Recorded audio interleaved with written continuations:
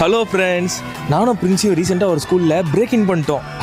சும்மா சொன்னேன், சீஃப் கெஸ்ட்டாக போயிருந்தோம். ஆக்சுவலா அன்னைக்கு அந்த ஸ்கூல்ல எக்ஸிபிஷன் நடந்துட்டு இருந்துச்சு. எங்களை ஸ்பெஷலா இன்வைட் பண்ணிருந்தாங்க. அதனால தான் நாங்க அங்க போனோம். நம்ம சிட்டியில் இருக்கக்கூடிய முக்கியமான பிளேசஸோட சிவில் மாடல்ஸ், அது மட்டும் இல்லாமல் மேத்தமெட்டிக்கல் கேம்ஸ், இஸ்ரோ ராக்கெட்லாம் கூட செஞ்சு வச்சிருந்தாங்க. நான் ஸ்கூல் படிக்கும் போதெல்லாம் சத்தியமா இதுல கால்வாசி கூட பண்ணதில்லை. சீரியஸா இந்த ஸ்டூடெண்ட்ஸை ட்ரெயின் பண்ற டீச்சர்ஸ்க்கு, ஃபேக்கல்டிஸ்க்கு, பேரண்ட்ஸுக்கு, எஸ்பெஷலா இந்த ஆர்கனைசேஷனுக்கே ஒரு ஹேட்ஸ் ஆஃப். இந்த மாதிரி அப்பப்போ ஒரு ஈவெண்ட் நடக்கும்போது தாங்க ஸ்டூடெண்டோட உண்மையான டேலண்டே வெளியே தெரியும். ஆனா இந்த மாதிரி சான்ஸ் எல்லாம் நான் ஸ்கூல் படிக்கும்போது ரொம்பவே மிஸ் பண்ணிட்டேன். ஆனா இப்போ வரைக்கும் நான் அதுக்காக ஃபீல் பண்ணிட்டு இருக்கேன். தயவு செஞ்சு அந்த தப்பை என்ன மாதிரி பண்ணிடாது. ஸ்கூல்ஸ் எல்லாம் புக்கை வச்சு மட்டுமே கிளாஸ் எடுக்கிறது இல்லாம இந்த மாதிரி பிராக்டிக்கல் நாலேஜ் தான் ஸ்டூடெண்ட்ஸை அடுத்த லெவலுக்கு கொண்டு போகும்.